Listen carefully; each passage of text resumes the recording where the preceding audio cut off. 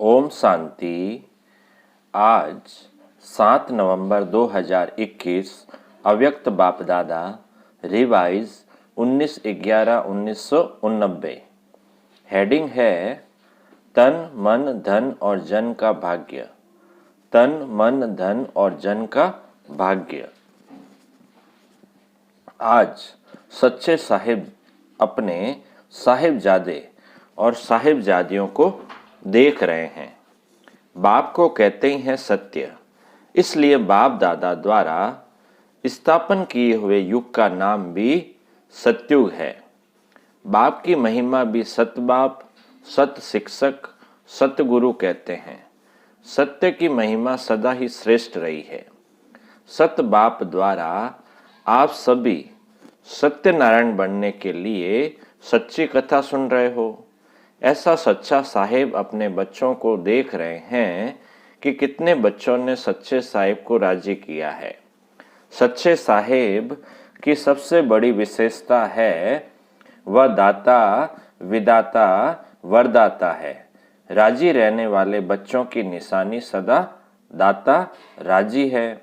इसलिए ऐसी आत्माएं सदा अपने को ज्ञान के खजाने, शक्तियों के खजाने, गुणों के खजाने, सब खजानों से भरपूर अनुभव करेगी। कभी भी अपने को खजानों से खाली नहीं समझेगी। कोई भी गुण व शक्ति व ज्ञान के गुह्य राज से वंचित नहीं होगी। गुणों की व शक्तियों की परसेंटेज हो सकती है, लेकिन कोई गुण व कोई शक्ति ऐसी आत्मा में हो ही नहीं, यह नहीं हो सकता। जैसे समय प्रमाण कई बच्चे कहते हैं कि मेरे में और शक्तियां तो है, लेकिन यह शक्ति व गुण नहीं है, तो नई शब्द निषेध होगा।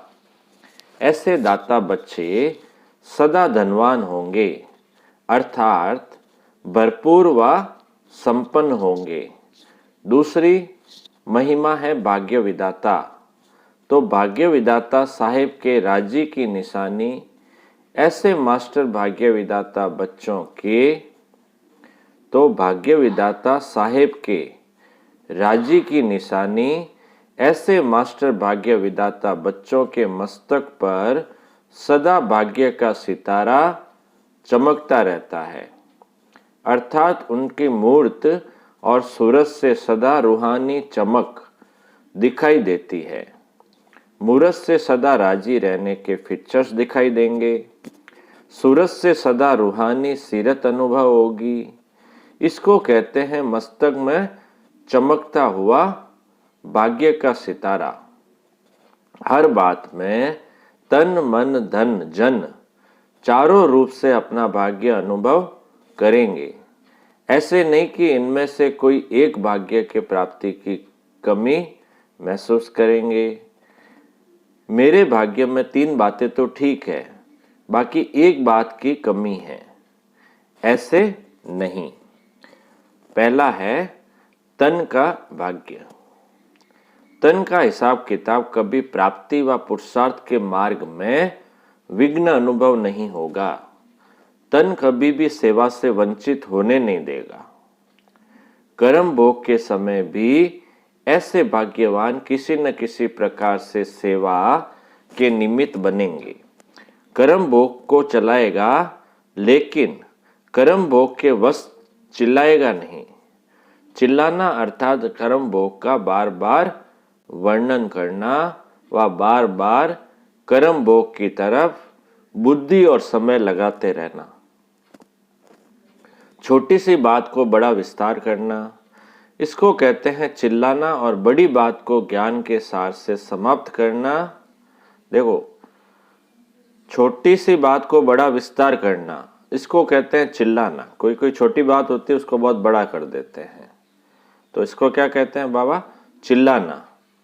और बड़ी बात को ज्ञान के सार से समाप्त करना। कोई भी बड़ी बात हो, लेकिन उसको ज्ञान के सार से समाप्त कर दो, बढ़ाओ नहीं, इसको कहते हैं चलाना। तो सदा ये बात याद रखो, योगी जीवन के लिए चाहे छोटा कर्म भोग हो चाहे बड़ा हो, लेकिन उसका वर्णन नहीं करो। कर्म भोग की कहानी का विस्तार नहीं करो, क्योंकि वर्णन करने में समय और शक्ति उसी तरफ होने के कारण हेल्थ कॉन्शियस हो जाते हैं, सोल कॉन्शियस नहीं। यह हेल्थ कॉन्शियसनेस रूहानी शक्ति से धीरे धीरे नर्वस बना देती है। इसलिए कभी भी ज्यादा वर्णन नहीं करो। योगी जीवन कर्म भोग को कर्म योग में परिवर्तन करने वाला है। यह है तन के भाग्य की निशानियां। दूसरा है मन का भाग्य। मन सदा हर्षित रहेगा, क्योंकि भाग्य के प्राप्ति की निशानी हर्षित रहना ही है। जो भरपूर होता है वह सदा ही मन से मुस्कुराता रहता है। मन के भाग्यवान सदा इच्छा मात्रम अविद्या की स्थिति वाले होते हैं।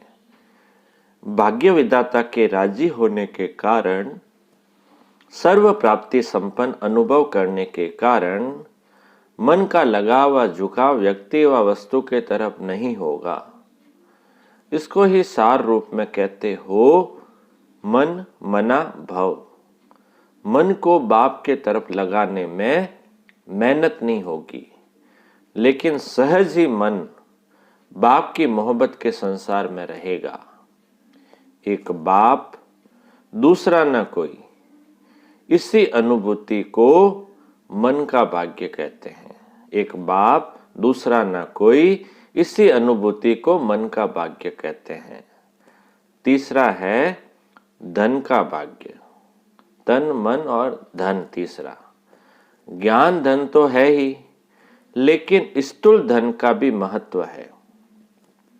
धन के भाग्य का अर्थ यह नहीं कि ब्राह्मण जीवन में लखोपति व करोड़पति बनेंगे, लेकिन धन के भाग्य की निशानी है कि संगम युग पर जितना आप ब्राह्मण आत्माओं को खाने पीने और आराम से रहने के लिए आवश्यकता है, उतना आराम से मिलेगा। और साथ साथ धन चाहिए सेवा के लिए, तो सेवा के लिए भी कभी समय पर कभी वह खींचातान अनुभव नहीं करेंगे। कैसे भी कहां से भी सेवा के समय पर भाग्य विधाता बाप किसको निमित्त बना ही देते हैं। धन के भाग्यवान कभी भी अपने नाम की व शान की इच्छा कारण सेवा नहीं करेंगे। अगर नाम शान की इच्छा है तो ऐसे समय पर भाग्य विधाता सहयोग नहीं दिलाएगा। आवश्यकता और इच्छा में रात दिन का अंतर है। सच्ची आवश्यकता है और सच्चा मन है तो कोई भी सेवा के कार्य तो सफल होगा ही, लेकिन भंडारी में और ही भरपूर हो जाएगा, बचेगा। इसलिए गायन है शिव के भंडारे और भंडारी सदा भरपूर। तो सच्चे दिल वालों की और सच्चे साहिब के राजी होने की निशानी है भंडारा भी भरपूर, भंडारी भी भरपूर। यह है धन के भाग्य की निशानी। विस्तार तो बहुत है, लेकिन सार में सुना रहे हैं। बाबा कहते हैं ये तो बहुत बड़ा विस्तार है इन बातों का, लेकिन सार में सुना रहे हैं। चौथी बात जन का भाग्य। जन अर्थात ब्राह्मण परिवार व लौकिक परिवार। लौकिक संबंध में आने वाली आत्माएं व अलौकिक संबंध में आने वाली आत्माएं। तो जन द्वारा भाग्यवान की पहली निशानी है जन के भाग्यवान आत्मा को जन द्वारा सदा स्नेह और सहयोग की प्राप्ति होती रहेगी। कम से कम 95% आत्माओं से प्राप्ति का अनुभव अवश्य होगा। पहले भी सुनाया था कि 5% आत्माओं का हिसाब किताब भी चुकतू होता है। इसलिए उन्हों द्वारा कभी स्नेह मिलेगा, कभी परीक्षा भी होगी, लेकिन 5% से ज्यादा नहीं होना चाहिए। ऐसी आत्माओं से भी धीरे धीरे शुभ भावना शुभ कामना द्वारा हिसाब को चुकतू करते रहो। जब हिसाब चुकतू हो जाएगा तो किताब भी खत्म हो जाएगा ना। फिर हिसाब किताब रहेगा ही नहीं। तो भाग्यवान आत्मा की निशानी है जन के रहे हुए हिसाब किताब को सहज चुकतो करते रहना और 95% आत्माओं द्वारा सदा स्नेह और सहयोग की अनुभूति करना। जन के भाग्यवान आत्माएं जन के संबंध संपर्क में आते सदा प्रसन्न रहेगी। प्रश्नचित्त नहीं लेकिन प्रसन्नचित्त यह ऐसा क्यों करता व क्यों कहता, यह बात ऐसे नहीं ऐसे होनी चाहिए। चित्त के अंदर यह प्रश्न उत्पन्न होने वाले को प्रश्नचित्त कहा जाता है और प्रश्नचित्त कभी सदा प्रसन्न नहीं रह सकता। उसके चित्त में सदा क्यों की क्यों लगी रहती है, इसलिए उस क्यों को समाप्त करने में ही समय चला जाता है। और यह क्यों फिर ऐसी होती है जो आप छोड़ने चाहो तो भी नहीं छोड़ सकते, समय देना ही पड़ेगा, क्योंकि इस क्यों का रचता आप हो। जब रचना रच ली तो पालना करनी पड़ेगी, पालना से बच नहीं सकते। चाहे कितने भी मजदूर हो जाओ, लेकिन समय एनर्जी देनी ही पड़ेगी। कितने मजबूर हो जाओ, लेकिन समय एनर्जी देनी ही पड़ेगी। इसलिए इस व्यर्थ रचना को कंट्रोल करो, यह बर्थ कंट्रोल करो। समझा? हिम्मत है? जैसे लोग कह देते हैं ना कि यह तो ईश्वर की देन है, हमारी गलती थोड़ी है। ऐसे ही ब्राह्मण आत्माएं फिर कहती है ड्रामा की नूंद है, लेकिन ड्रामा के मास्टर क्रिएटर, मास्टर नॉलेजफुल बन हर कर्म को श्रेष्ठ बनाते चलो। अच्छा, टीचर्स ने सुना सच्चा साहिब मेरे ऊपर कितना राजी है। इसका राज तो सुना ना। राज सुनने से सभी टीचर्स राजयुक्त बनी व दिल में आता है कि इस भाग्य की मेरे में कमी है। कभी धन की खींचादान में, कभी जन की खींचादान में, ऐसी जीवन का अनुभव तो नहीं करती हो ना। सुनाया था एक ही स्लोगन विशेष निमित्त टीचर्स प्रति, लेकिन सभी के प्रति। हर बात में बाप के श्रीमत प्रमाण जी हजूर करते रहो। बच्चों का जी हजूर करना और बाप का बच्चों के आगे हाजिर हजूर होना। जब हजूर हाजिर हो गया तो किसी भी बात की कमी नहीं रहेगी, सदा संपन्न हो जाएंगे। दाता और भाग्य विदाता दोनों की प्राप्तियों के भाग्य का सितारा मस्तक पर चमकने लगेगा। टीचर्स को तो ड्रामा अनुसार बहुत भाग्य मिला हुआ है। सारा दिन सिवाय बाप और सेवा के और काम ही क्या है, धंधा ही यह है। प्रवृत्ति वालों को तो कितना निभाना पड़ता है।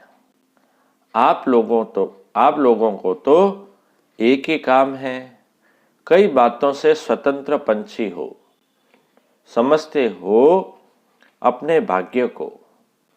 बाबा पूछ रहे हैं, समझते हो अपने भाग्य को? कोई सोने का पिंजरा, हीरो का पिंजरा तो नहीं बना देते, बनाते भी खुद हैं, फंसते भी खुद है। बाप ने तो स्वतंत्र पंछी बनाया, उड़ता पंछी बनाया। बहुत बहुत लक्की हो। समझा? हर एक को भाग्य की विशेषता अवश्य मिली हुई है। प्रवृत्ति मार्ग वालों की विशेषता अपनी, टीचर्स की विशेषता अपनी, गीता पाठशाला वालों की विशेषता अपनी। भिन्न भिन्न विशेषताओं से सभी विशेष आत्माएं हो, लेकिन सेवा केंद्र पर रहने वाली निमित्त टीचर्स को बहुत अच्छा चांस है। लेकिन बाबा कहते हैं सेवा केंद्र पर रहने वाली जो निमित्त टीचर्स है उनको बहुत अच्छा चांस है।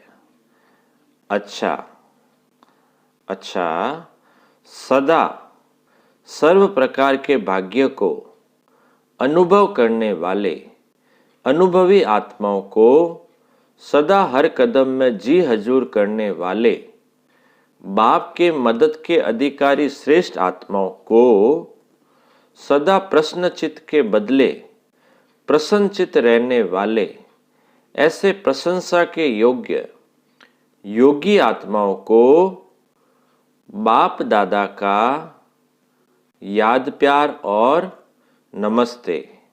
हम रूहानी बच्चों की रूहानी बाप दादा को याद प्यार, गुड मॉर्निंग और नमस्ते नमस्ते नमस्ते सदा रहेंगे हंसते हंसते, बन जाएंगे फरिश्ते, वाह बाबा वाह, वाह मेरा भाग्य। अब बाबा के सामने ग्रुप बैठा था, उससे बाप दादा की मुलाकात। पंजाब, हरियाणा, हिमाचल ग्रुप, 3 राज्य आए हुए थे, पंजाब, हरियाणा, हिमाचल। सभी अपने को महावीर और महावीरनियां समझते हो। महावीर तो हो, लेकिन सदा महावीर हो। बाबा कहते हैं महावीर हो, लेकिन हमेशा महावीर रहते हो या कभी महावीर? बाबा पूछ रहे हैं भाई, हमेशा रहते हो या कभी कभी के महावीर हो? तो बाबा कहते हैं महावीर तो हो, लेकिन सदा महावीर हो या कभी महावीर? कभी थोड़ा कमजोर हो जाते हो, कभी तो महावीर बन जाते हो, और कभी कोई परिस्थितियां ऐसी आती है तो थोड़ा कमजोर हो जाते हो।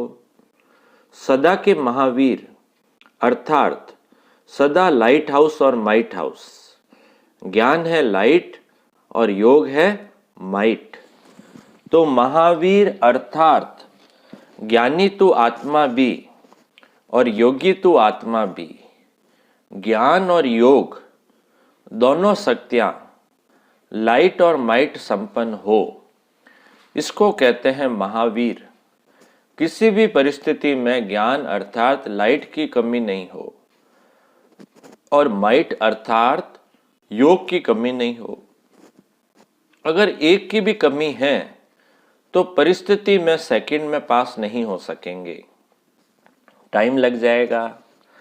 पास तो हो जाएंगे, लेकिन समय पर पास नहीं हुए तो वह पास क्या हुए?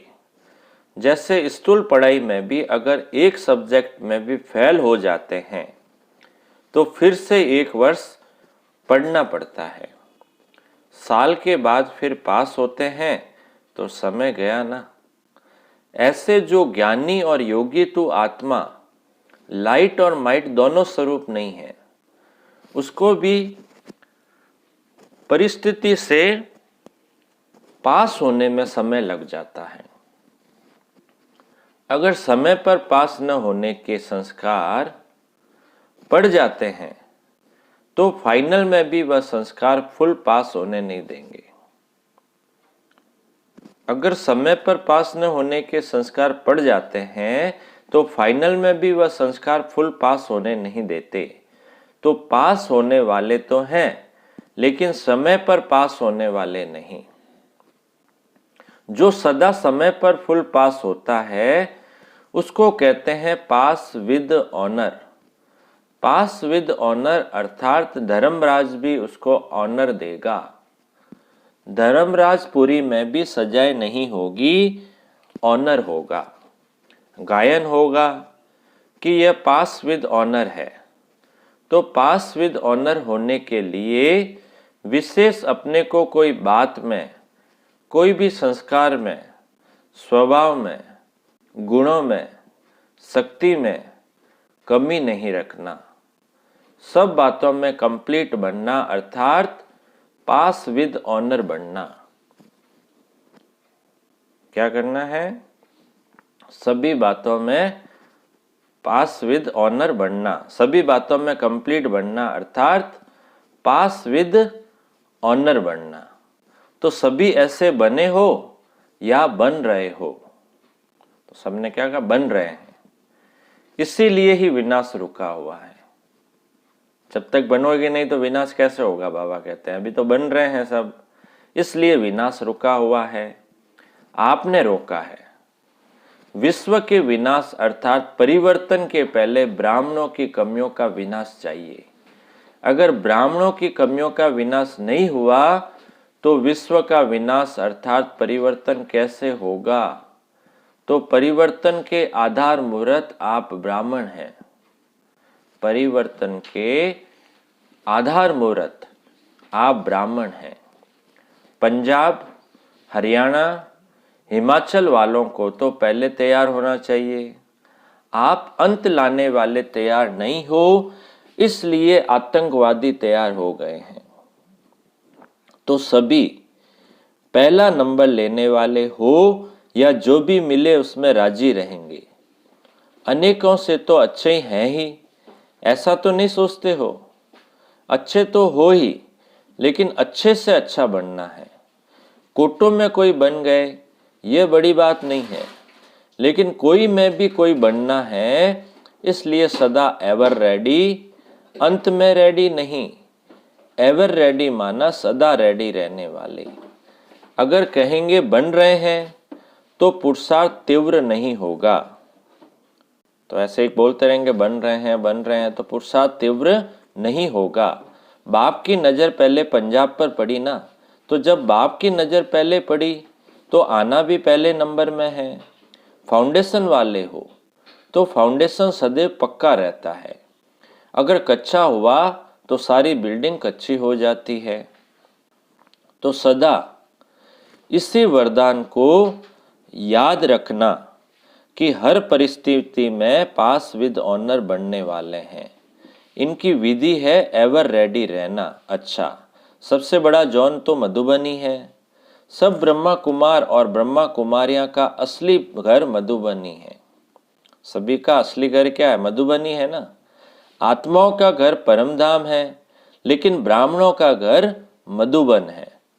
तो अमृतसर या लुधियाना के नहीं हो, पंजाब या हरियाणा के नहीं हो, लेकिन आपकी परमानेंट एड्रेस मधुबन है। बाकी सब सेवा स्थान है। चाहे प्रवृत्ति में रहते हो तो भी सेवा स्थान है, घर नहीं है। स्वीट होम मधुबन है, ऐसे समझते हो ना, या वही घर याद आता है? अच्छा, आज का वरदान है समाने की शक्ति द्वारा एक मत का वातावरण बनाने वाले दृष्टांत रूप भव। समाने की शक्ति द्वारा एक मत का वातावरण बनाने वाले दृष्टांत रूप भव। विस्तार, जो एक जैसे मन के हैं, एक की ही लगन और एक रस स्थिति में स्थित, एक ही मत पर चलने वाले हैं, आपस में संकल्पों में भी एक मत है, वही माला में पिरोए जाते हैं। लेकिन एक मत का वातावरण तब बनेगा जब समाने की शक्ति होगी। यदि कोई बात में भिन्नता हो जाती है तो उस भिन्नता को समाओ, तब आपस में एकता से समीप आएंगे और सबके आगे दृष्टांत रूप बनेंगे। स्लोगन है, हर संकल्प वाणी और कर्म में रूहानियत धारण करो, तब सर्विस में रौनक आएगी। हर संकल्प वाणी और कर्म में रूहानियत धारण करो, तब सर्विस में रौनक आएगी। अच्छा, ओम शांति।